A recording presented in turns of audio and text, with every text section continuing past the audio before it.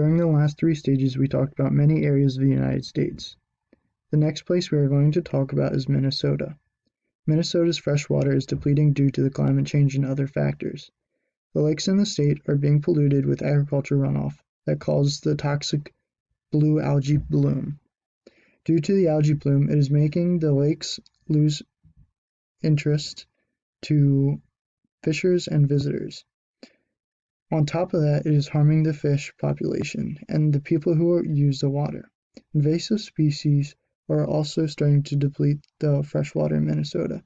Invasive species are starting to not only destroy the fresh water that many people use, but is also starting to deplete the economy in Minnesota as well. Minnesota is vulnerable because about 25% of its people in the state rely on surface water and or lake water for a source of fresh water. In the future, Minnesota will get higher annual precipitation, hotter and drier summers, and wetter winter.